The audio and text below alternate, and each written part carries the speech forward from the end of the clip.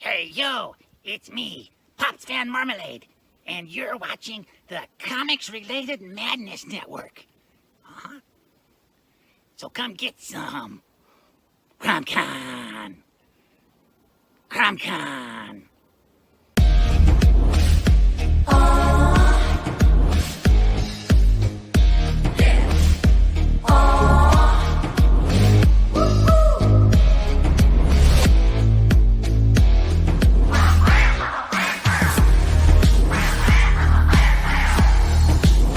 Your favorite podcast is Critical Blast.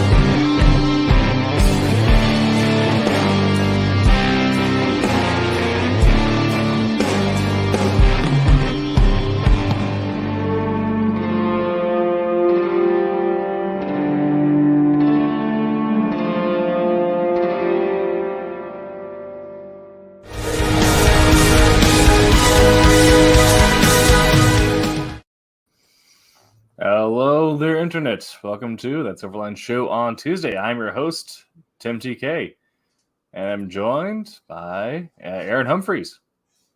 Hello. I know that guy. I am him. Yes. And Jose Fuentes.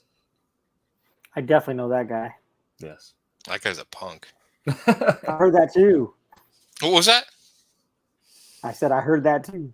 Well, we are at Silverline show on Tuesday. We're going to be talking about the importance of character design today. It's not really that important. Yeah. So thanks for joining the show. Yes. Exactly. We'll see you next week. Right. Have a good night. Yeah. Yeah, we'll be getting into that here in a little bit. I don't think we have anything we need to promote officially, so we'll just go ahead and do our normal things. Do either of you have any upcoming conventions, own projects, anything like that you want to promote? And then he just left us. Cool. Okay. I know. It's like that, huh? Yeah, I know. Go figure. It can only take so much of me. I know I'm going to the Comic-Con in Salem. I think that's in June sometime. Fact, I think it's All right, there you go. That's weird. Ask us if we have any conventions and just run. We get it. Yeah, exactly. Yeah, I'm not the biggest fan of StreamYard for a couple reasons. June 3rd and June 4th in Salem of this Yeah. year is the Mid-Valley Comic-Con Art Expo. Yeah. and I should be selling my stuff there. Is that the one that Tim didn't know about? Yes. Yeah, he knows about now. Yeah, I will not. Unfortunately, I'll not be tabling there, but I will be walking around. So you can, if you're in the Oregon area, you can stop by and say hi to both of us. he'll probably just jump me If or you something pay and start me to throwing fly things at out my there, head. I'll be in the Oregon area. There you go. That's Yeah, saying. so next year we get Jose out here. He can crash in my garage or something. Yeah. Yes. Oh, by the way, we do 100% have a yes. Kickstarter going. We do. Not Okay. till tomorrow, It right? was it was actually quietly launched. I didn't even realize it was launched. Go figure, right? It's the I official, know. unofficial It's announcement. creepy like that. Yeah, it's the official. Yeah, so it is Cape Town #1 and Fire Rush #3. Okay, let me get that pulled up here, and we'll get it shared on the screen. Oh my god! Come on. All right.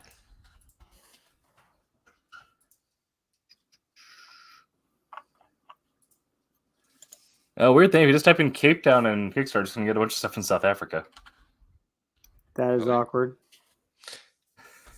Unless Clear your why is browser it- history, Tim. There well, that's weird. Let me go to my email. It we go. said I have it. Present.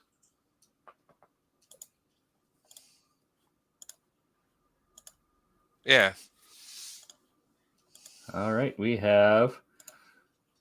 Yeah, Cape Town #1, Fire Rush 1 through 3. Currently on Kickstarter. The goal is $1,800. We're at 644. 18 days to go. So we got Fire Rush is the last of that series. So if you get #3, that finishes up, and Cape Town is #1. I think of 4 issues, but I'm not certain of that. I believe so. Let's see here. Also written by two comics this time. 2 comics this time. Like last time, and I think we're sticking to the sort of 2 comic scenario. We did one where we did 3 or 4, and I don't think we're doing that anymore. We did 3 when we did obsoletes. There. Okay.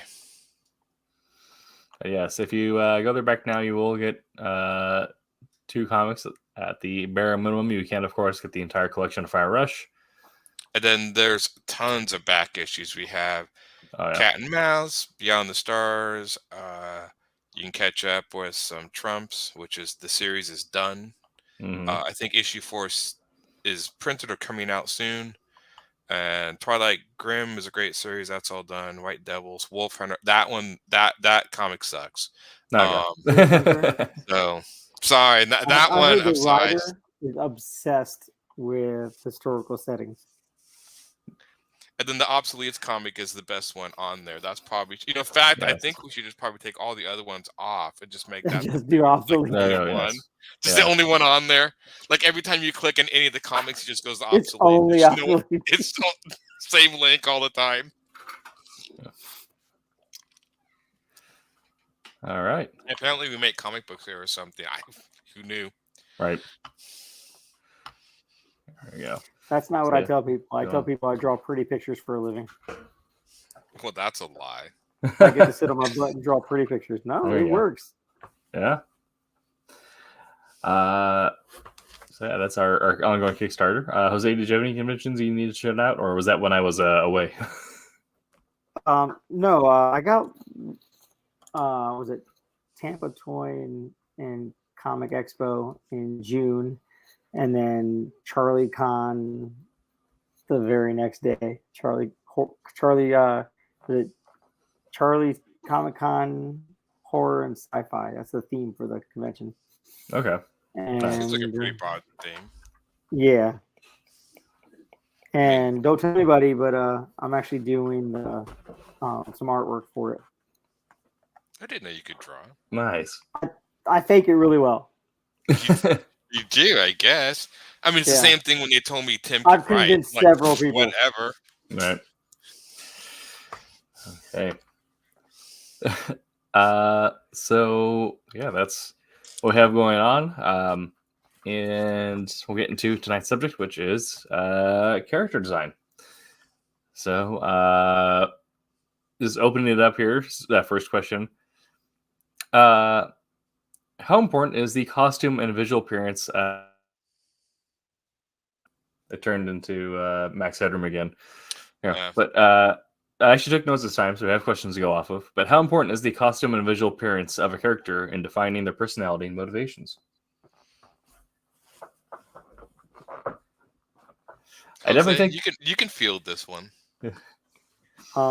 So back in like the golden age of comics, not even that far back, like for the silver age of comics, this leads up to what I'm going to say. Did you know that the reason why particular heroes and villains were certain colors is because they couldn't get the printing right? Mm-hmm. So, with that said, we don't have that problem now with digital printing being the way it is and digital colors and art, because back in the day you had to color a different way, like traditionally. But you don't have that now. More, to me anyway, the important is to have a nice silhouette. Like a silhouette that when you look at, like if you look at Howard, if you know Howard the Duck and you see the silhouette, you know it's going to be Howard the Duck. You know what I mean? Or Daffy Duck. Daffy Duck, Wolverine. If you see the silhouette of Wolverine, you're going to know it's Wolverine because of his silhouette. Could be the Beast. It can't be the Beast. You should keep your mouth quiet. Shut up, Aaron. Quit contradicting me. I know, right? I don't know. I'd say, I guess maybe superheroes, yes, with other sci-fi stuff. I mean, I'm thinking like, how important is the costume to like Luke Skywalker? Right. I don't know. He changed his clothes. I think it's more the person, but that's a live action show, so maybe a cartoon's different. I would say, I think the more iconic the characters, this is maybe a weird segue. I think as you go more towards the cartoon side of comics, more like iconic, costumes matter a little more simplistic because they're more like iconic if they are like, and if you go more realistic, the costumes, yes and no. Mm-hmm. If that makes, like Darth Vader, you can maybe, well, I guess Darth Vader, but I mean, you had Anakin Skywalker for the first 3 movies, and that was Darth Vader. So, are you telling me that if Darth Vader walked around in a yellow Sith thermal suit and whatnot, that he would be just as menacing as him being in black? That's a costume design choice. Yeah, I think so. Yeah, I think he would be just as menacing. Okay. Kick him out the. No, but I mean, Something wrong with him. It seems like the more simply drawn the character, the more. I'm trying to think of an example. Well, yeah, like with capes or anything like that, where the more, not one-dimensional, but the more like focused on a core feeling the character is. Like a lot of capes like that. A lot of like Darth Vader's is focused on this whole like idea of the Sith, right? The whole point of a Sith is to cause fear and gain power from that. Right. So the more focused you are on one core thing, I think having a really strong costume that represents that one, like your main focus. It's like Judge Dredd is a perfect example of that. Yeah. He's always wearing that iconic costume, the judge's uniform, which is that sort of the icon of justice. Batman would be that way. Mm-hmm. But like if you go to Marvel Girl, this Marvel Girl's costume really signify from the X-Men Marvel Girl. Rachel Grey. Jean Grey? Yeah. It depends, because if it's her costume Dark now, Phoenix, like maybe. the trench coat, or are you talking about like her costume she had when she was a hound, which was like just basically that was unitard with the spike. I know. Well, they're both Marvel Girl. Yeah. Yeah. That's just what you think. Yeah. Yeah. So, I don't know. That's I actually liked her hound costume better. Her hound costume is my favorite down pat. Yeah. I think as you get more realistic, you could change clothes more about the core character. But I think as you go towards like Charlie Brown, you can't really see him drawn any other way. Like Bugs Bunny and stuff, the way they're drawn. But I think costumes and clothes, a lot of them are kind of naked, aren't they? I don't know. It just seems like the simpler the drawing, the more iconic. I think there's some things where like, simpler drawing, or if it's a character where it's built so much around an idea that you give the costume to make that, as tied to it as possible. Like it's hard to think of Captain America without the giant Puerto Rican flag on his shirt and the shield. Yeah. It is a Puerto Rican flag. It is. But I mean, like if you think of all the costumes in the '90s, like those costumes don't really match anything. Like Right. all the image is like, no, they don't really. But then there's some characters where they make the character, but the costume is associated with them for so long that then you get that tie to it later on. Like Superman, yeah. Yeah, or like or something like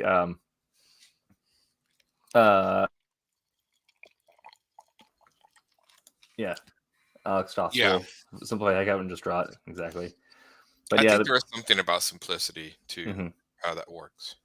Like I mean, speaking of someone who's written a cape and a realistic comic like Wolf Hunter, you don't really have this one does have costumes, but not in the sense, but it's costumes as in spy costumes. Yeah. But you don't really have people running around in like flags and stuff. So, Wait, but Wolf Hunter doesn't. They don't have any capes in there. This is why No, I don't with your stuff, dude. we do have a lot of and he likes to draw people who like fly around in airplanes and stuff. Yes. Whee! yeah. Right. So for that, I guess the iconic part of the character design was trying to give him like the Tom Cruise chin, right? You want to be able to like a clear cut, like dude. All of them are like they're lighting their matches on their chin, like you know. Right. Yeah. Yeah. Then Yeah, going to Bruce Soul Campbell Ascendant, chin. wherever. But then going to Soul Ascendant, where everything is based heavily in Roman mythology and needs to stay there. Yeah. So you had to give things like so like everything's very clear. Like this dude wears like a space like version of Roman Imperial Lorca Segmentatum, and has just giant solar like flames coming out of his like what would be like his horse plume. Yeah. Like this is very clearly Roman sun god. Right. There, it's funny. I was thinking with the costumes. I mean, the costumes also maybe kind of dictate a little bit by the environment. Like I kept thinking about the Crow. The Crow is gothic, and you can't really. But again, is the Crow costume a reference of his personality, who he is, or is the fact that he's in a gothic type world? I mean, that could be almost argued a little bit with Batman, a little bit. That maybe the costume just works with the world to a degree. But I was thinking just like far as like set of costumes, just regular clothes too. When the characters wear certain regular clothes, because I mean, you could basically say that the clothes the Crow wears, either in the movie or the comic book, is his costume, even though it's just clothes. But it signifies his mood and temperament, right? I would think. And the violence, just like sheer violence to himself, especially and in the book. Because like half his costume is freaking duct tape or electrical tape. Yeah. Like freaking in the book, but there's a whole macabre dance that he's doing while he's taping his arm and up and whatnot. Right. I mean, even at the end of the book, when he's carving things into his chest, like the crown of thorns and stuff. Yeah. It's one that I think if superheroes work. So I'm trying to think of like manga and other certain genres. I think in manga and stuff, it's like depending on the genre, it can be like incredibly important. Like anything shonen related, costume is going to be like so important. It's like so important. I love that Cape Town described as. I love that the guy in Cape Town described as Batman with a crappy apartment. Yes. I told him not to write that about me. But yeah, I think depending on genre, like slice of life, probably not so much, and some like later stuff. But if you're going like shonen, like Bleach, Naruto, anything like that, the costume, you do not have Rock Lee without the green turtleneck and. That is a good question. Emperor Fan asked, "Do you think Batman could ever get his blue and gray in live action?" Because he meant the right live, or does that only work in a drawing? All the movies have done. The only one that did the blue and gray was the original 1966 Batman show, and it was goofy. Could you? Because all the ones in the movies have pretty much been black. Yeah. I'm trying to think. Well, wait, was the one in the Batman vs Superman Zack Snyder was that kind of gray a little bit? The one with Ben Affleck that's a little gray. That's gray and black. Gray and black, so the gray and blue. Okay, yeah, that's what I thought. Yeah. Honestly, I think it. I don't know. I think oddly enough, I think you might see like the all white like Azrael armor before we see the blue and gray. Man, the all white Azrael was the armor of Dumas is freaking awesome. Yeah. Like such a great design. It's funny too because I think of Batman. It was only the original Tim Burton one that did the yellow bat insignia. All the other ones just did the black bat thing into the chest. Yeah. I think it's one of those things where like the idea of making things striking, right? With comics, I mean, we have digital printing now and have for a little bit, but it took a while for technology to get to this point, and then once it did, it's exploded beyond. Like we went from no TV screens to 8K in a relatively short amount of time. Oh yeah, actually, I mean, what are you talking about? Yeah. TVs came into the scene in what? Yeah, the 50s, 60s, and you can think of like kind of a similar like timeline for digital printing. Yeah, the little shorter. So what they can do to make something striking in print, like we're going to give it like a bright contrasting color in this, whereas by that point on TV, you're like, well, we have such deep range of blacks that we could have like 3 different blacks sit on top of each other and they're going to look differently. Yeah, so we can make that see them. Yeah, and compared to normal people around that'll probably look the most striking visually. I know the one color that I've heard is hardest to get on screen and make it look convincing or good is red. Like they did Hellboy and stuff, but I've heard that's why I think Hellboy. Yeah. I thought the Hellboy costume looked great, but it's usually the reds are very muted or whatever. Yeah, reds, and I think also another reason why they boil yellows is yellows. Not so much, well, kind of when it comes to filming, but when you're putting yellow on a subject, yellow is the worst color to paint on anything. It just overpowers everything. It's just yeah, and also no company mixes a good yellow pigment. Yeah, and if you try and dilute it or dye it down and whatnot, it just looks muddy. Yeah, or it just turns into like if you put like a little bit of like medium in it, it turns into like an ink, and you're like, well, this is useless now. It's funny. Speaking of character design, getting away from the costumes, when I focus on my characters, I focus less on the costumes and more how I draw them. And strangely enough, I focus more on drawing different noses, not so much eyes a little bit, faces a little bit, but different noses. I don't know why, but I was thinking like when you think of the Bone comic, those characters are drawn so distinctly that the way they're drawing is their personality. Yeah. And I think there's a few other, the video games Ratchet and Clank, thinking of those type of characters where the costumes aren't important, but the way they're drawn is. Yeah. I've actually never played that game. Really? They're super fun games. So. Yeah. So I don't know. I'm not actually looking at my bookcase. I can see Hellboy in the way his clothes are and stuff, that it would signify a detective, especially in the comics. His belt that he has all those charms hanging off it, the sort of supernatural charms. I think I always liked that because it looked like a sort of him carrying around like a paranormal like survival kit or something. Like I always thought that was an interesting idea. I always like that. It reminds me of Benny from The Mummy. Oh yeah. Because like he was pulling out charms or whatnot, like trying to get work or whatever. Well, they actually did that in the original Constantine movie with Keanu Reeves when he first was like exercising that demon. Oh yeah, because he was holding it up to light to see if it. And then the one that hit it was like he could figure out, which I actually thought was kind of cool because every time I've seen shows on TV where they're like talking about demons or ghosts or whatever, the reality shows, they always just assume they are demons from the Christian mythology. And I'm like, how do you know? Maybe they're from the Shinto mythology, or maybe they're from Hindu. I don't know if Buddhism has demons, but I mean, they could be Hindu or some other mythologies. And like, I just wait, like, the power of Christ compels you and nothing happens. Like, wrong demon. So I thought that was kind of cool in Constantine that he didn't know. So he had to like figure out which sort of deities or gods he was part of. I thought that was a cool idea. Yeah. That's just like whenever Sandman deals with like one of the Constantines and goes in their stuff, wherever, where like you'll have like either younger Constantine, Lady Constantine trying to like do something, and Sandman's like, no, actually, this is this from this plane. Yeah. It's like, I know they're doing another Constantine movie with Keanu Reeves. Yes. Who do you think has evolved for the better from the original designs? I actually Wonder Woman. I actually think. And yeah.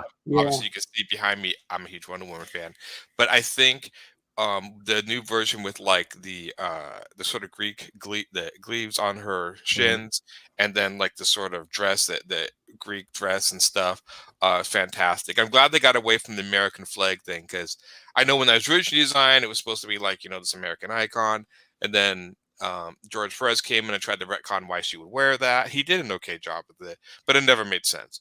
Like, just somebody who comes from an island where they've never had a man on their island just happens to nail the American flag in one go. Right. Like, I'm glad they changed that up to reflect more of her Greek origins than whatever her original intention was behind that. Yeah. So yeah, I do think that's, even though both my posters show her in her original uniform, Yeah. I do like the more updated look. I think that fits her character much better. Yeah. I'd say, oddly enough, I think Scott Summers, because like, as much as I love like random tactical pouches everywhere,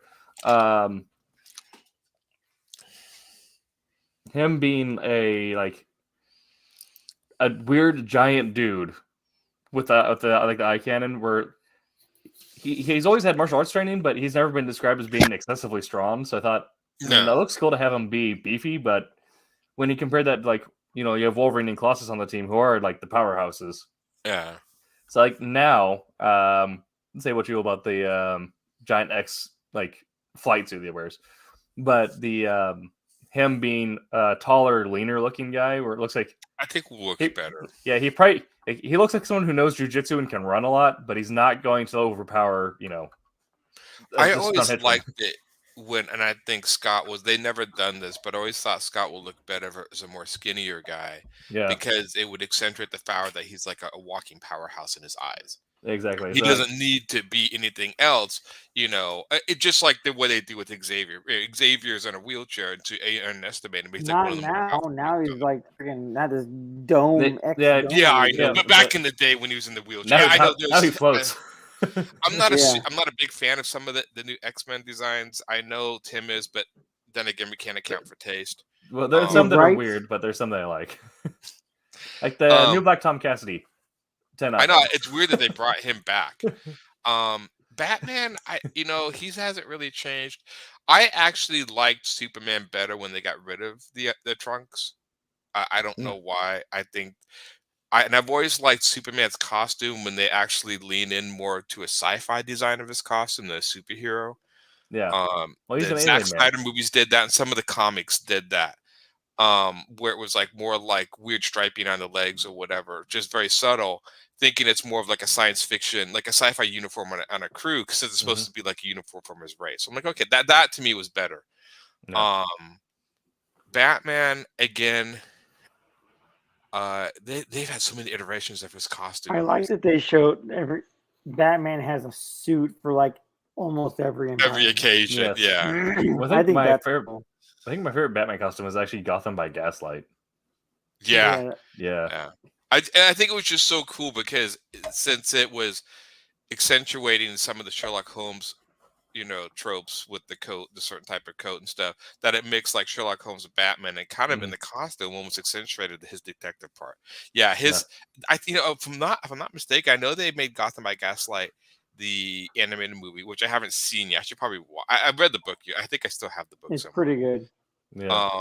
But I've heard they're doing another one. Now, I don't know if they ever did a sequel to the Gotham by Gaslight comic. I don't remember. If they have, then I must have missed it. But they're doing another movie with him in that same Victorian era, which I'm like, cool. Just do a whole movie. Yeah. I can't remember what it's called. I just saw a trailer for it. It's not out yet. Yeah, I know. I think it flips back and forth.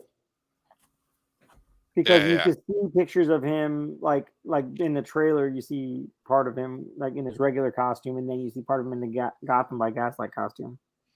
Strangely enough, the color makes him more mysterious. It's a storyline I've never read, so I'm actually I think it's made up either for the movie or my first introduced to that costume and also the arc, because I didn't read the arc when it came out, but a while ago, it's dead now, unfortunately, but DC had put out a MOBA game to compete with League of Legends called DC's Infinite Crisis.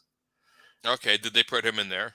Yeah, he was in there Oh, as the a game? skin you could buy. Yeah, so it Did was they like ever put his uniform in any of the Arkham games?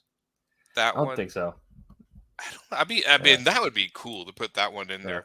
It's funny that he mentions the collar because when I was when you're thinking of the collar, because he has that high collar, they kind of did a little bit in that new Batman movie that came out. He had like a kind of a higher collar around the cape, yeah. the high, and not as high as the other one.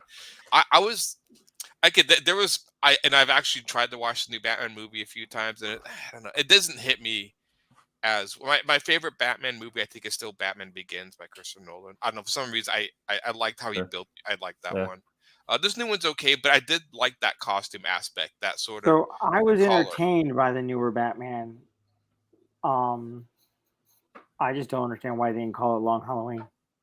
Right. Yeah, I like it, but it should have been not Halloween. But I get that like they're building into Batman year because this is year 2, right? So I can't remember. Technically, I yeah, I think believe they so. should Yeah, give up on the whole year 1, year 2 thing, and the yeah. only reason I think they should give up on that is just because I'm I think that's more nuanced towards the comics community. The yeah. general people who see it just think Batman's Batman.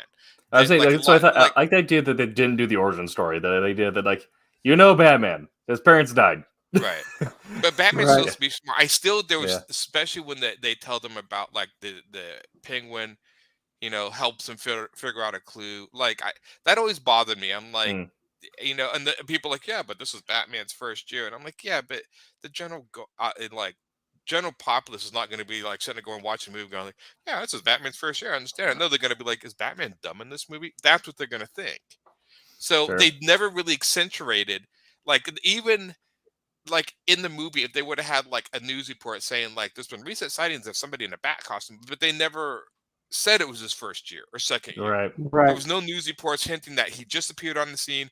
As far as we knew, he'd been doing this for a good few years. Hmm. And so to make him look stupid in scenes, it's like, well, that doesn't make any sense. Yeah. That's why people are like, well, it's only his first year on the job or second year. And I'm like, yeah, but this guy's been training his whole life. Well, Right. It's not like he just, yeah. so there was a lot of things about that movie where I'll, I I'll, really I'll tried to like it. yeah. I have my own internal headcanon, which I don't know if will happen, but it'll make things make more sense to me if this is what happens. Where my original fan theory of Batman being used by the Court of Owls to be town essentially. Yeah. With him being this kind of strung along by certain people, I still think it makes sense as part of a 3-movie arc or something where end of movie 2 we find out that Batman's been manipulated into doing this whole thing by someone else. Yeah. And in movie 3 is him going after the court because he detective his way into essentially doing their dirty work. Right. Yeah. There was, I mean, like I said, there's a lot of it I liked. And like I said, there's one guy that pointed out like the most obvious flaw in the movie, and to this day I still cannot unsee it. And I wish he would never pointed it out. It was Sure. the somebody took a snapshot of like Falcone or that girl he was looking for in Right. front of the nightclub, and the guy said like, "Well, any good detective would try to figure out where that photograph was taken from, and if they Yeah. would have went to the place that photograph was taken from, they would have found the Riddler's apartment like that." And I'm like, Exactly. and ever Yeah. since he pointed that out, I'm like, that is like Detective 101. So Right. I'm like, okay, I'm sorry, I can't oversee that. Well, Well, he's you too know, busy loading a jet engine into a Challenger, making it. I know. freaking Oh, sick. well, yeah, of course, he's got things to do. I mean, I'm not Yeah. stupid. well, But everyone, anybody who's on a crime everyone scene posted.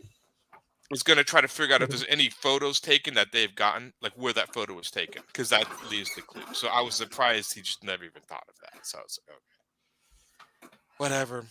He still actually played a cool Batman. I mean, he was quiet and Our intimidating. yeah, our Bat. I was still kind of. I watched the scene where the bomb blew up in his face. I'm still kind of amazed his jaw made it. Yeah.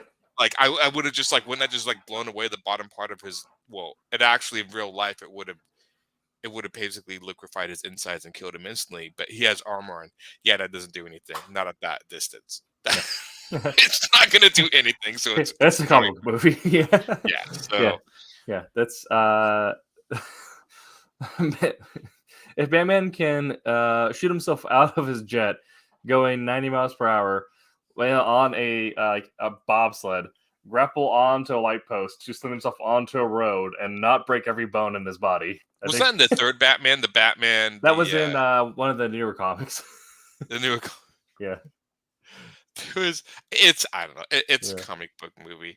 I think sometimes why Christopher Nolan played it pretty straight in his movies, but there's still a lot of stuff that he could. I mean, when he fell out the window, and he grabbed the girl and was like trying not to fall, and he hit the car, and he was like, "But I got armor on, so I'm okay." I'm like, "No, you would have died." Yeah. I don't know why people keep thinking if you have armor you're impenetrable. It's like, Because game logic. yeah, and it's like it doesn't I don't know work. what You're you're talking you're still about. I getting have the 3 impact plates of at the all shock. times. Yeah. It's just like, yeah. But I mean, one person said something to me in that movie that I always wondered ever since, and I never thought of. He's like, yeah, after he runs out the window, saves Rachel. They're like, what happened? What did Joker do back at the party? And I was always like, yeah, what did he do? He was sitting there with all his thugs and everything at the party. Did he like leave? Did he kill people? And what did he do? He robbed him and ate hors d'oeuvres. Maybe that's what I was always. I was like, oh yeah, you know. I was just joking. We ended up even robbed them. We just started eating hors d'oeuvres. I'm like, all right, go about your business. I'm just gonna hang here. The Batman, the anime Batman with the collar, yeah, that was a cool. I Yeah. like the anime Batman movie. Was just so goofy, you couldn't take it seriously, and it was Well, great. Which one? the- The Japanese one? The Japanese Yeah. one, yeah. The X-Men anime was rad, but also they had some really good costumes there too. They did have some good Yeah. ones. Yeah. That was the it's funny. I've watched parts of that and stuff. It's, I can never really keep my attention, but the action scenes in that, the storylines, okay, but the action scenes are top notch. I mean, the Mhm. action scenes when they had the cut loose, I'm like, yeah, okay, that's cool. Yeah. You know, but yeah, at least he didn't fall from space and live. It was you referred to Superman. Yes. Okay, let's get back on topic here. Got another question for us. So how do you here you go. How do you either as an artist collaborate with a writer or as a writer collaborate with an artist and your editor to bring the vision for a character to life on a comic book? How do I did? Well, let me try to think how Yeah. I designed my newest character that knocked the barbarian character. I can see now. When I design my characters, I usually design the first iteration. So in other words, I don't do multiple iterations of a character. I usually think about it for a day or two, visualize the character in my head, then draw it. Usually the first time is one I stick with. In fact, the first images, a lot of my characters are in the books. Like the first drawings I did of them are in the books. Knocked was that way. I kind of had an idea what I wanted for this mask, and then I knew he was inspired by a character called Dark Wolf from Fire and Ice, the Ralph Bakshi Fire and Ice movie. And so I kind of just designed his character and then go for it. The reason why I do that is sometimes I feel when people design a character and then refine it multiple times, it becomes more generic and you start to lose that sort of impetus or originality that was in that character in the first place, if that makes sense. Apparently, there's a moment in recent comics where Batman survived re-entry. Oh, did he actually? Okay, did he? Oh. I'm gonna say it. Batman's a mutant. That's He is. I don't know. I mean, I designed, but these are my own characters. But I just kind of go with my first iteration because I always feel that because like the reason is every time I've watched concept art from any other movies, the concept art, the original one, is always 1,000 times better than usually what they end up with, especially in Star Wars. The old Ralph McQuarrie stuff was so much better than the Star Wars designs I have now, in my opinion. I thought they were awesome. And so I've had that so many times where people have done. Me and my friend have looked at the original designs like, well, these are awesome. Why didn't they go with these? And then they have to redesign it, and then you end up with like, okay, yeah. I kind of come back to that Star Wars the character thing. I don't know if you ever heard about George Lucas's original designs for the characters, but did you see the comic that they made where they used the original storyline for Episode 4 with the designs? I think like Chewbacca was like a green, like alien. George was an alien. Han Solo had a fish head. Yeah. Yeah. Well, not those designs, but like the old Ralph McQuarrie. When they show like, when I've seen a lot of like Sid Mead's and Mobius's original designs for characters back in the day, usually the first few are like, because there's that sense of like play or character. And for some odd reason, the more they refine it, the more they tend to lose it. I don't know why. I mean, this is my own personal opinion. So I am definitely the minority in this whole concept. So what do you think is the most important idea to convey when designing a character? Environment, emotion, powers, etc. We'll come back to this one for Dan. To me, it's always a silhouette. We'll pin this and Fern will come back to it. I'll get Jose's answer to the other question, and then we'll come back to this. Yeah, Jose, Okay. answer something. Great drawing. Just put the pen down. I don't know if I can. Drawing makes me sane. What was the question?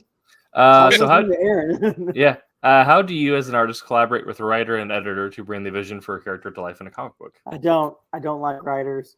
I don't like them at all. No. I don't think I've ever actually had to do that, to be honest with you. Like Yeah. depending on like the inking stuff I've done, Mm. a couple things I've had to like not had to, but like with the one of the characters from Obsoletes, I hit Aaron, I was like, hey, do you care if I half tone this girl's hair instead of just making it black like the other dude's hair was black? Yeah. Like, can I half tone that and just to give it like a different field and whatnot? And he was like, "Oh yeah, I guess so. Next time I don't care, I want the request in triplicate." So Yeah, and you never had a moment where you guys on there like send a note back like, what do you think about this? I haven't I've really never- had to. Yeah. When I designed this stuff for the Obsoletes, he just was like, yeah, go for it. So I didn't get any Nice. pushback on that.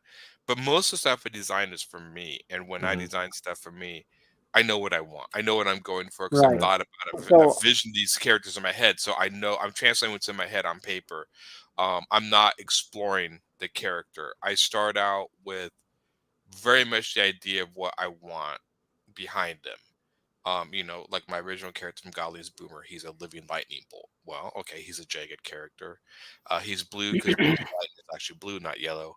And so I just kind of started, playing with like sharp edges, and then I just knew his costume. So very rarely, because people have asked like, do you have character design sheets, that stuff that you explore? And I'm like, not really. I mean, maybe a few Right. here and there where I've done like a two sketches, but generally I don't. I usually go straight on the page.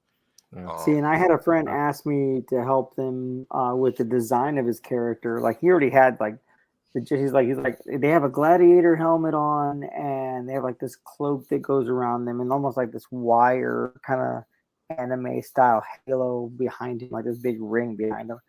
And from there, like everything else, I pretty much created on my own. Like I created what his sword looked like. It's supposed to be like an angelic sword or something like that. I created that, and like I created the design of like the shoulder gauntlet that he had.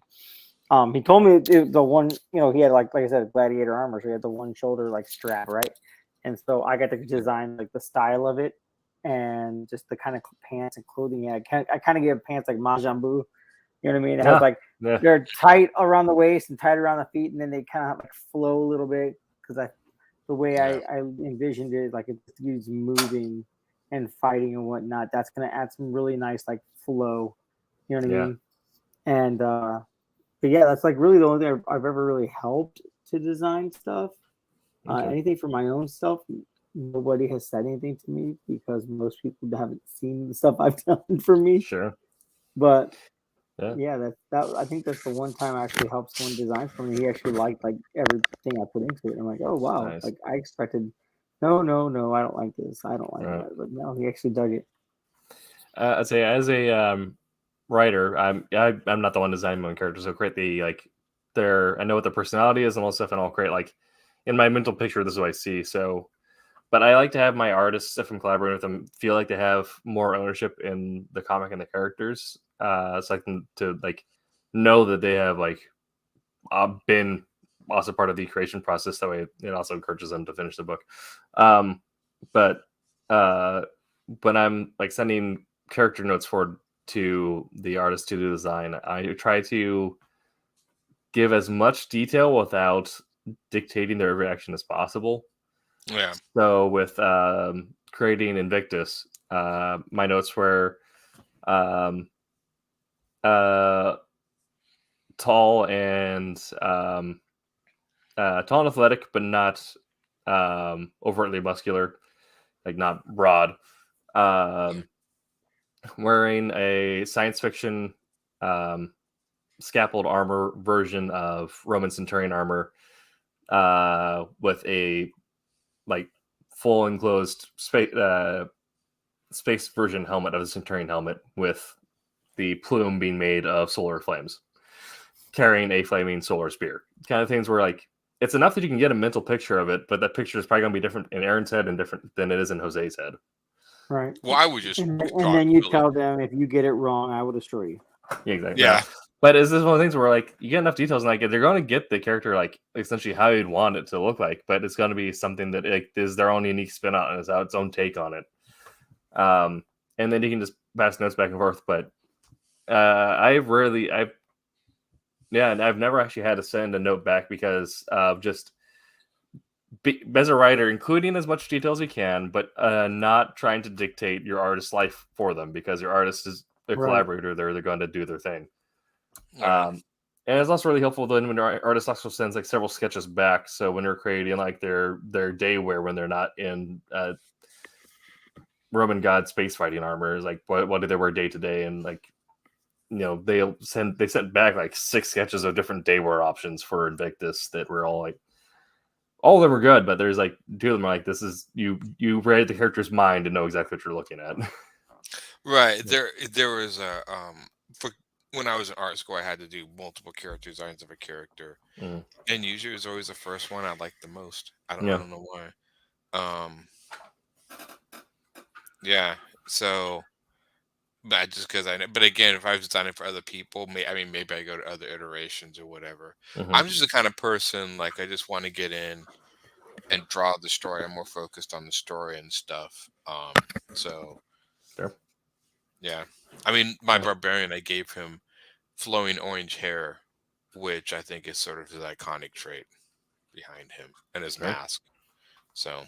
And his hook. His hook, which is actually on a chain, so that's actually a weapon and this stuff. So he's kind of half pirate, but yeah. That's all right. So we'll go back to Friend's question. So what do you think is the most important idea to convey when designing a character? Environment, emotion, powers? So when you're creating the design, what is the most important idea that the design should essentially represent? I think it depends on the type of story you're telling.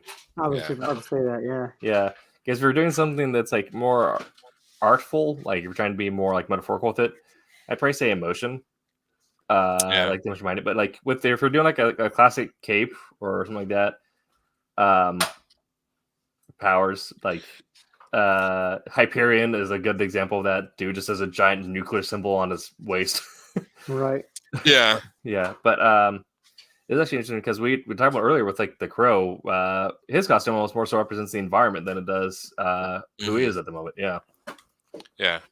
Well, when I designed it, my character is in like a Halloween type world, so horror, but more Halloween type horror, bats, mummies, vampires, but the classic sort of designs are my take on them. Yeah. So I wanted him to have not a horror, but a little bit of a different.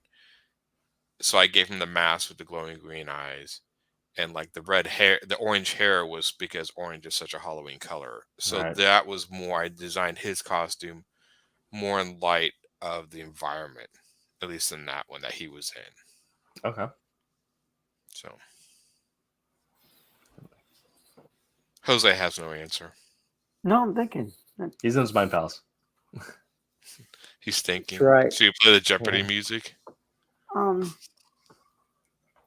I think that like it had to be a combo because the environment that you want to tell your story in should help denote the type of like silhouette, the type of costume, the type of like attire that your hero or character should be in. I mean, you don't want to see like Captain Cold's costume in like a desert. You know what I mean? In a desert scenario. Yeah. So I mean, I know that's kind of an extreme example, but you want. So let's say like was it the Scorpion King, right? With the Rock, like he obviously had a very like deserts accommodating attire, you know what I mean, with the visor that came down like for sandstorms and stuff like that, entirely different attire than say Legolas from friggin' Lord of the Rings, you know what I mean, not necessarily accustomed to the desert, more like woodsy, more, you know what I mean, so that his clothing, his armor, whatnot, fed to that, you know what I mean, or was fed by that, I guess. So I think it's kind of a combo. All right. I think it'll be a combination, and it'll just really depends on the type of story you're doing. And then, I mean, whenever your character also goes through important change, then usually that change is also represented somewhere in the visuals in the costume. If they, Right. yeah, Yeah. I mean, for me to go back to X-Men with the creation of Krakoa, all the X-Men got much more futuristic and also much more like militaristic looking costumes. The idea that they're all now like this hyper advanced nation of the, well, genetically the smartest and strongest people on the planet, and they're more or less in a cold war with the rest of the world, so they're going to look much more science fiction and much more militarily than they did before. So I don't know, there's a ton of other examples for characters going through change and their costume changing along with it. I like it when they were like outcasts and everyone was tougher than them and could kick their crap out of them. Also, their Australian nutback costumes were all just wearing like dungarees and Right. boonie hats. Like freaking Gateway walking around in his freaking undies. Yep. Yeah. Is Gateway on the island? Is he even? No, he's still vibing in Australia. Yeah. Is it? Okay. Yeah, because it's one of the few portal systems that can get to Krakoa without being controlled by Krakoa. Because, Okay. Normally, to get to Krakoa, you have to go through a portal that only allows mutants to go through, and the island is sentient enough that it blocks off other gateways to it. Except for Kitty Pryde. I don't understand why I didn't let Kitty Pryde through. But I stopped reading X-Men, so I don't really know. Yeah, I believe she had done something a little jank that messed with her DNA. But Gateway, because he does a unique form of portal, and it's created by a mutant that allows it to get through. So he's their backup plan to get off the island. Whirligig. Yeah. He actually it's a lot of use with X-Force, because X-Force now is using the old sword station. Nice. Yeah. Okay. That shows you how long ago it's been Cyborg and Red X-Men. Yeah, that's been a while. I started reading a little bit of I think I read the first 3 volumes of the Krakoa thing. This, of course, has been going way longer than I've been reading. I need to catch up. I haven't read a comic in a while. I've been mostly reading novels. I know. He admitted that on the air. Yeah. I know, right? Man, Jeez, ballsy move, Tim. Ballsy move. I know. That's all right. People are allowed to. You don't need to read the comic every day. You can read multiple things. Don't listen to this blasphemy. Who are you? Let's see there. Okay, and let's get to. Don't hold it up against him, Hefe. He knows not what he does.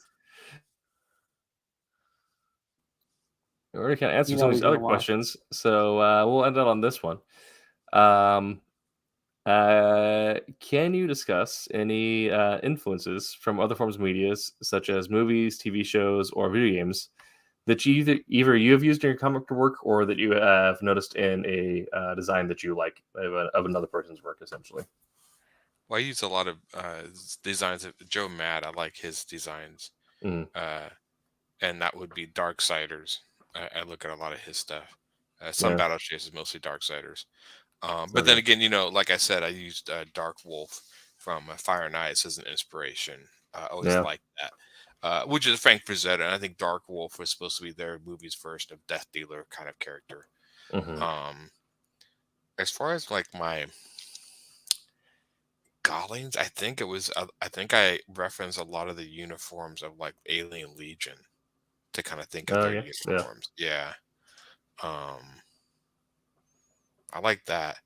Video games, I'm trying to think of video. Well, I mean, Darksiders is one, but I'm trying to think of other. I know for me, with Soul Ascendant, a mix of Mass Effect and a lot of Mass Effect. One character was straight up from Nier Automata. And, and a few other things like that. But just kind of sleeker science fiction looks, essentially. Yeah. Not much from movies, comics. I have stole stuff from video games. But for that, the life of me right now, I can't think of. Besides Darksiders, I can't think of any other. Oh, Ratchet and Clank. I like a lot of the arc from Ratchet and Clank, so I will reference that a lot. There you go. And then I do have a Mass Effect book, art of, because Dark Horse keeps putting out these art books, and I get some of those. Mass Effect, I actually used that in Galilean's reference, mostly buildings, not so much character designs, but buildings. Yeah. And Ratchet and Clank, I usually use when I did my children's book. Roscoe, the alien wildlife photographer, I referenced the aliens in there because they're cartoony. So yeah. Great book, by the way. Oh, that Roscoe one? Yeah. I do like that book. That book's fantastic. Yeah. Thank you, man. Yeah, no problem. Remember the old Lauren Green show where like he talked about wild animals and stuff like that? And it was like it's like one of the first, to me, it was one of the first nature shows. You know what I mean? And it reminds me of that. Yeah, and like he's just like this bumbling.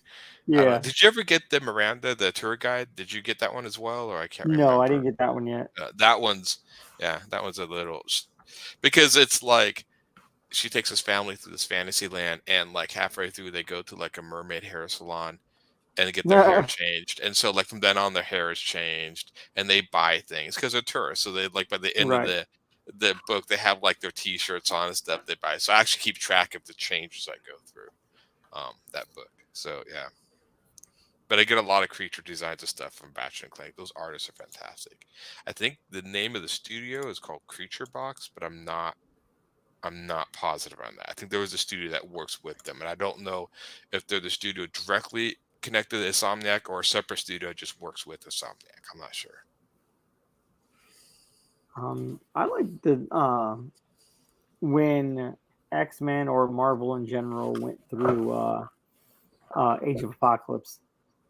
Yeah. Right. I remember like a couple of characters I created were like based off of the costumes from like that particular. I always liked that design. Universe, Yeah, I always liked a lot of the character, especially the sort of newer characters they made for that series. Yes. Yeah, go ahead. I was trying to remember something. Similar time frame in there. I'm trying to remember which character I designed, but there's one character that I designed which essentially was just Magneto as Joseph. My note was just like, I just want way too smiley, floating, lawn flowing hair. Like the guy who's trying too hard to be your best friend. What book was this for? An older story? This is an older one. I can't remember exactly what it was, but essentially that was the idea. Was that it's that same idea where like this guy's trying too hard, and why is his hair so perfect? Flows just the right way. Yeah.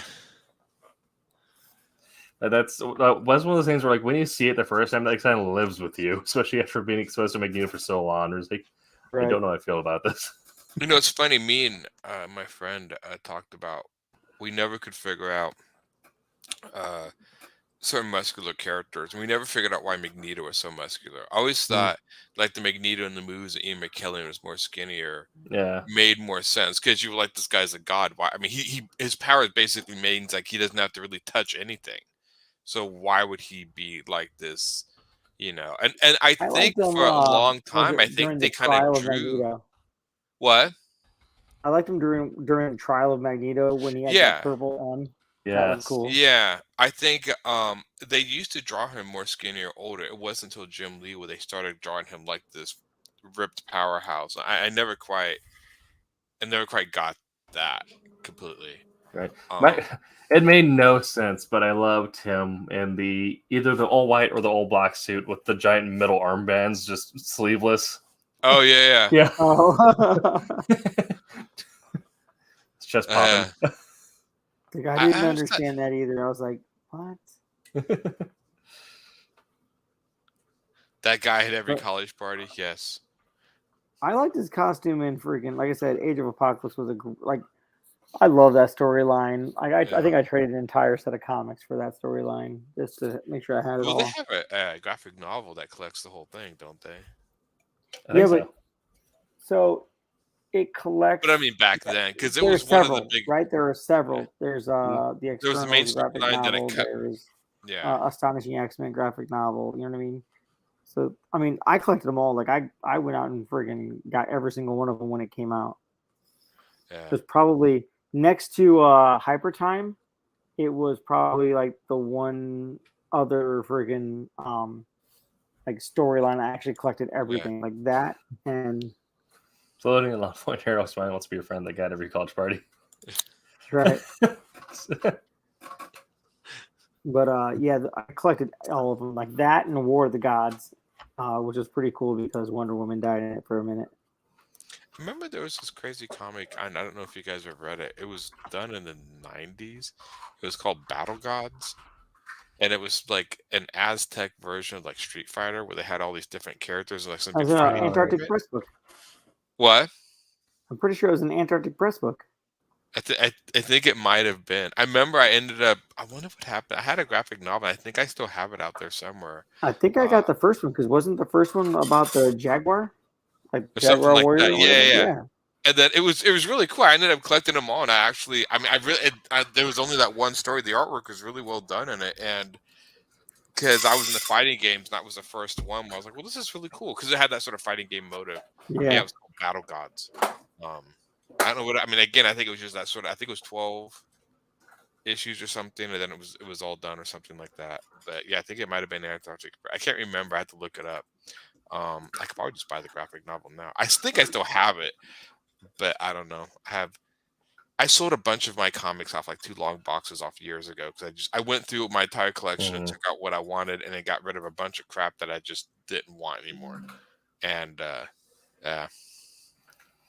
See, I did that in the responsible way, in that I took what I wanted, and then they donated the rest to the school library, so I can get other children in the addiction early. Well, that's stupid. We should have sold it. Well, why would you give it away to kids? What have those kids ever done for you? That's drug dealer logic. The first one's always Exactly. free. Yeah. First one's Exactly. always free, man. Yeah, we're getting in the schools. Put all Right. these kids are running around and scratching themselves. I need my fix. Well, okay. Well, it's been a full hour, and I think we've been on topic pretty much the entire time. Is that a first? Pretty much. Yeah. Except I maybe. think when it comes to is Tim going to mention the X-Men and is Aaron going to mention Appleseed? I think he's been winning that the past few shows. I think we have. What What do you think about the character designs in Appleseed? Appleseed at all until just now. Yeah, see, so I mentioned it's been a while. The character designs in Appleseed, Yes. they're very eclectic. I don't know. That's why I think I like them because they're so different, especially Brios. Because Yeah. you're like, you finally figure out why he has these sort of rabbit ears. I mean, they eventually explain why in the book, but yeah, I mean, it's weird because they would change outfits so much and clothing so much, and they never had like an outfit of clothing. Right. So In 1 second, I just got an important question here. But yes,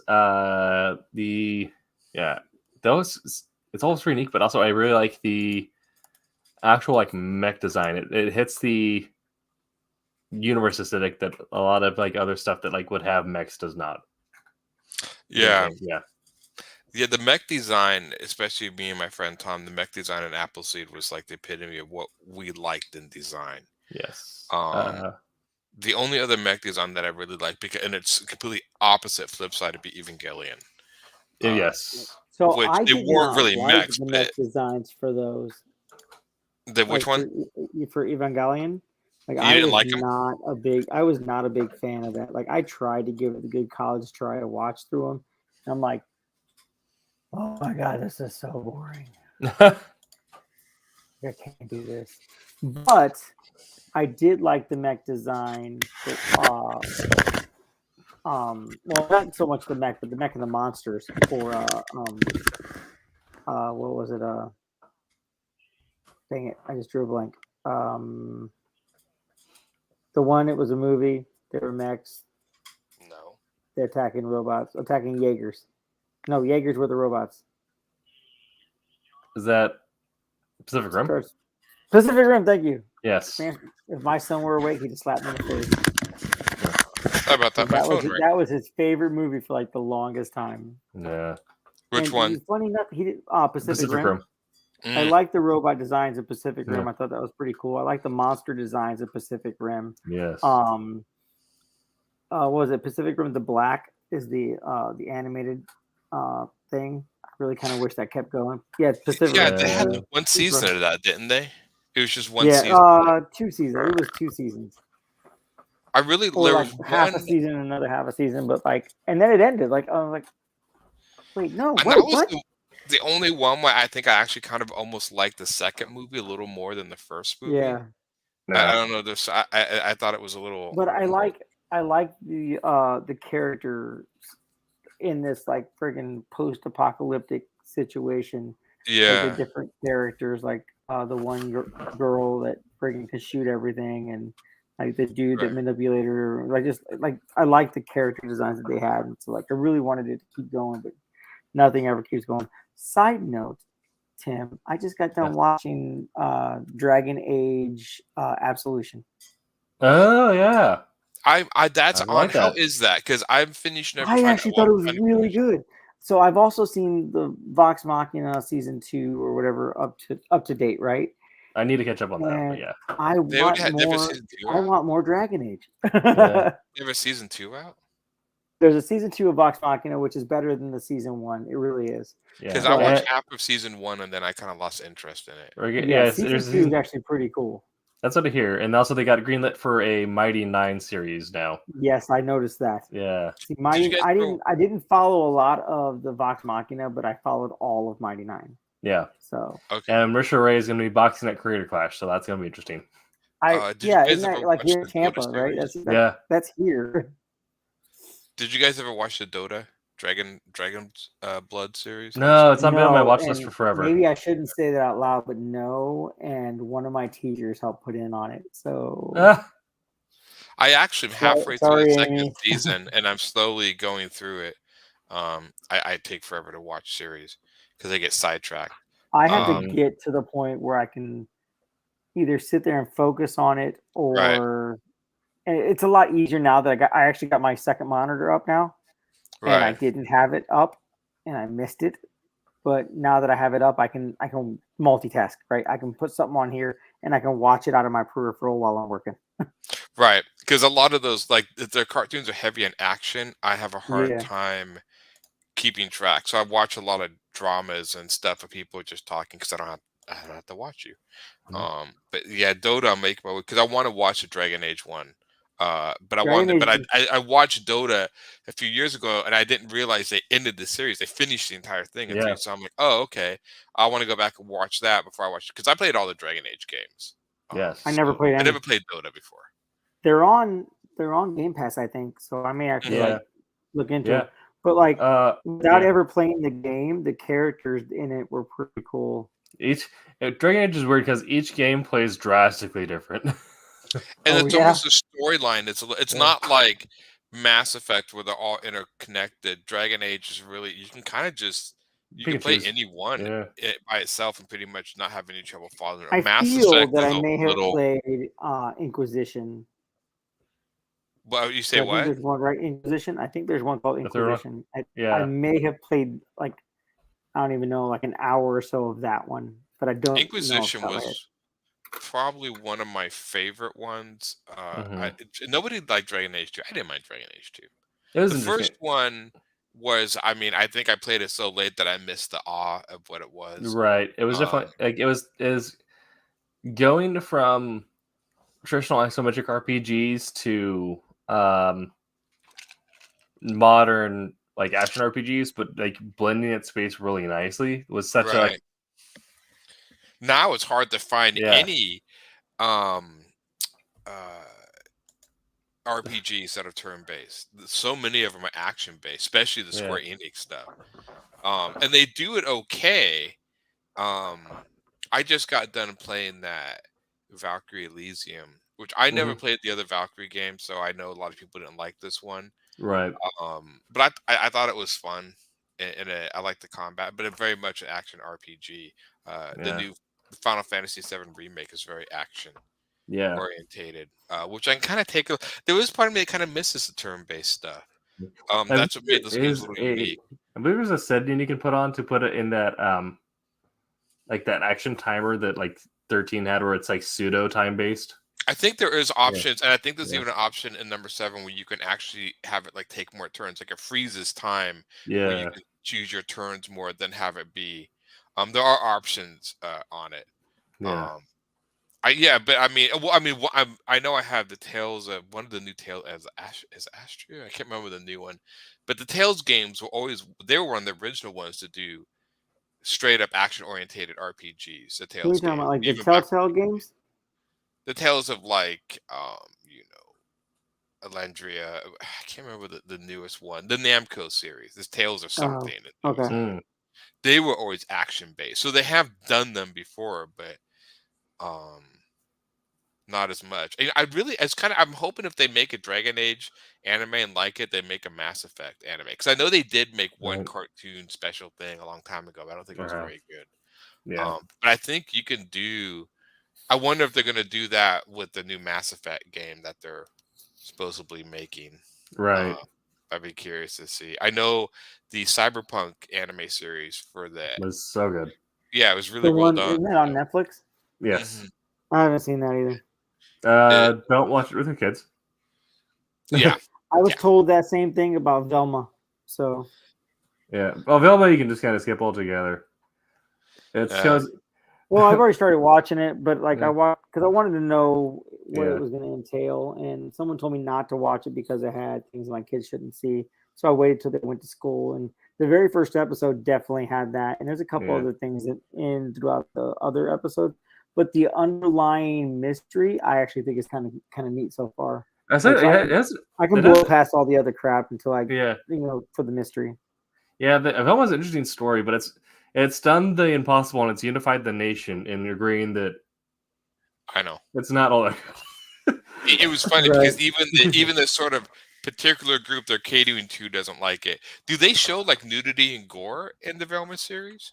They show gore. They show It they seems- cuss a lot, dropping f-bombs and whatnot. But Okay. the very first episode has them. The very first episode, very first scene or whatever is the girls in the shower in the Yeah. locker room and whatnot. And so they're naked. They show butt, but when you turn around to show top and whatnot, there's foam from the soap covering everything. Mhm. It's funny. The Cyberpunk anime is really good. I didn't watch the Blade Runner series. I watched the second Blade Runner movie, and I think it came with two little. I don't know if they're animated shorts that kind of tied the Blade Runner first movie and Yeah. second movie together. I'm one of those people, like, I didn't mind the second Blade Runner movie, but I completely agree that it never needed a sequel. That Never did series- happen. It's actually kind of grown on me since then. It has. Yeah. Um, but Jared Leto is still a weird dude. He is, and the Cyberpunk anime is really well done because you can watch it completely independent, but it actually I barely played the game, but now that I started the game last night to play it, and now even though I've never played it, I have a little bit of a sense of this game from watching the anime, Mhm. like more of a sense of the world and people in the game. So I'm like, okay, that's pretty good. So I never, So- for when Cyberpunk came out, I was like, oh, that's gonna be awesome. Like I played that before, right? And then I'm like, Yeah. wait, I didn't play that at all. What Yeah, I thought it it's the was Shadowrun. Oh, yeah, Shadowrun yeah. is I the liked Cyberpunk game. Shadowrun. Shadow. Yeah. I mean, And I'm so surprised that's never really, even because I remember, that was one of the first that I remember big science fiction RPGs. Not saying that there weren't other science fiction, but it did take D&D and add a sci-fi twist to it. Well, And so, before Shadowrun, there was it GURPS? GURPS came before yeah. Shadowrun. yeah. But I mean, Yeah. I remember one that when my friends played it, it was like the big one. It's like, oh, sci-fi and the old Yeah, punk. Yeah. But it was weird because they're like orcs and elves and stuff. So it was like, and then they have like D&D in the now they future. have several years back they came out with D20 Modern, which is basically D&D in modern day times. So you can have like Yeah. guns and armor and stuff like that. Okay. Yeah, my favorite thing is actually I'm into is the God, the champion system, like the hero system that champions uses. Yeah. The idea that it's essentially it's a fluff agnostic system. You just create like all these keywords over there, like this is what your power or your item or whatever it does, and then you can just flavor it as what you want. So we ended up with a character who is using all the stuff that you could use to create, like what's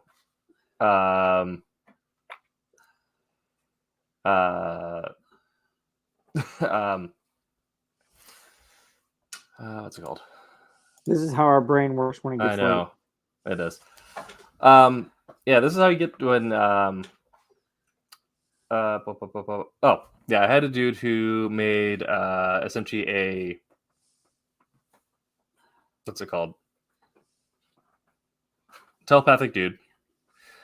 Who used it's kind of like a psionic, but it's more like he kind of became the Braddock, the crazy older one, who became Keen Avalon. Jamie, yeah, where he was created puppet strings to control people and do stuff like that. In a game that's designed to, you create no fluff for that. It's giving all these things for people to make their own entire like mental fluff around it. So it, yeah. It's really fun watching people just kind of like, oh, I see all these weird things that they do, and I have this weird idea that I have. I'm going to make it work. You're right. Yeah. I feel that that's what GURPS was too. GURPS let you pretty much do whatever you want. Like it took the principle that whatever role-playing system or whatever role-playing game you're playing, whatever storyline you want to run, you can throw in sci-fi with medieval fantasy with, you know what I mean? Yeah. Palladium tried to do that a lot with theirs, with like the Ninja Turtles, and you can not so much maybe as like the GURPS, but that you can mix and match any of the properties of Palladium, and they totally work with each other. Palladium was GURPS, right? Didn't Palladium did GURPS turn into Palladium, or was GURPS Palladium? Because I remember, I think Palladium was what put out GURPS. I believe. I could be wrong, but I believe. Tim. I believe. Let me double check that. Yeah, I'm curious now too. See what you find. Right? How smart am I, Tim?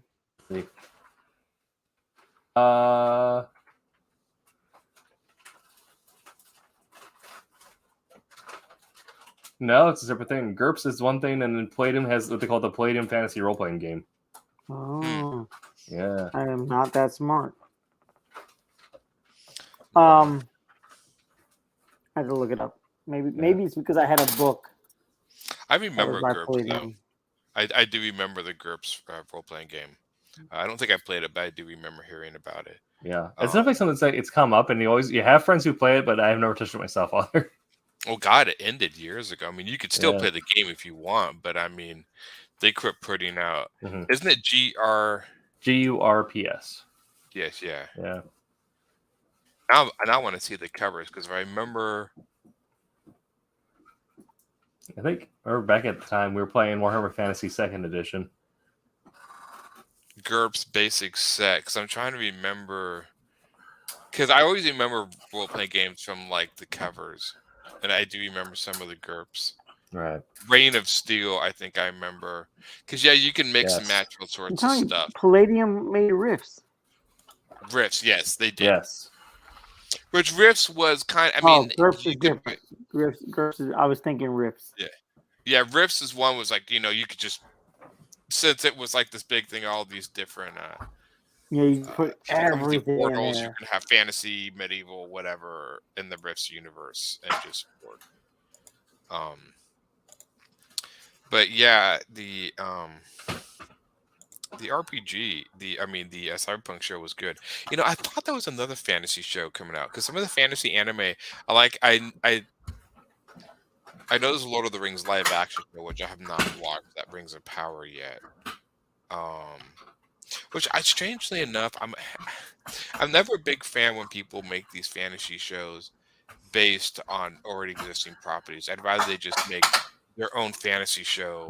Well, I'm completely surprised and I don't have to be like, oh, it's a precursor to this or that. Just make It's very funny. My game shop group, we play Middle Earth strategy battle game, the miniature war game.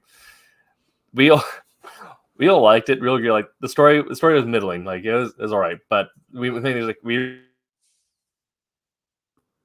like the character designs, and this gave us new fodder for minis. So I'm like, we want the aesthetic in it. The aesthetic was really good. That's usually kind of yeah. So yeah. Let's see here. It's been 1 second here, guys. All right. Well, it has actually been about an hour and 20, so we're coming up on our end time here. So we'll open the floor for last couple shout outs if anyone has wants to shout out their shows again coming up. We do have our Kickstarter. We can check in on that. Yeah, that's for Fire Rush Cape Town. I have Midtown Comic Con in Salem, Oregon, June 3rd to the 4th, I think. Those are the dates. So a ways away. Yeah, that's it. Those are all shout outs that I can think of. Yeah, like I said, I had Toy and Comic Expo, Tampa Toy and Comic Expo in June 3rd, and Charlie Horror Con June 4th. And a couple, like I said, I have one in May, SRQ Con. It's actually one my daughter found. Nice. Yeah, all right.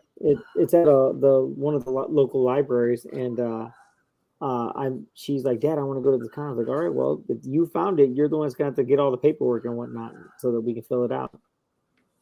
Cool. All right. Well, it looks like you did get a new backer since the start of the show, so thank you, whoever that was. Again, we have 18 more days. Cape Town #1 and Fire Rush 1 through 3. So the end of Fire Rush and the start of a new series, and Cape Town is pretty fun, I will say. So yeah, if you're looking to check out some new comics, get on that, and we'll get them shipped to you shortly after the Kickstarter. Okay. That's awesome. Yeah, I have no other things going on myself, but I will probably be at the Salem convention as well, just handing out. If Aaron is tabling at that convention and you're going to be there, right? Who is going to be holding the camera so you can live feed you body slamming Aaron? Just jumping over my table and body slamming into me. Right? Spear you across the table. Yes. Somebody needs to hold the camera for that time. Just live feed that to the audience. Hold it, so we can all laugh at it. Yeah. Wait, we'll see. Or if I know how their badges are working, but if Aaron can get an additional badge for his table and I'll work it, then we can just have someone walk by and I'll buy some Aaron on the table there. There you go. Yeah. Yeah, I know. I'm supposed to get 2 badges. I don't think I have anyone. I think it's just me going. Yeah, I'll be your table bunny. I'll get in cosplay. Getting cosplay. Yeah. Hey, I need my table bunnies. I gotta bring in the green. Yep. All right. Well, this has been the Silverline Show on Tuesday. We'll be back next week. But be sure to check out Wednesday Wham and Silver Sunday, 8 p.m. Eastern, Wednesday and Sunday, respectively. So come back to us because we're awesome. Yes, we're the better show. So we'll see you guys next week. And until that time, make my Silverline. Make my Silverline. I'm April Hunter. Make mine Silverline. All right.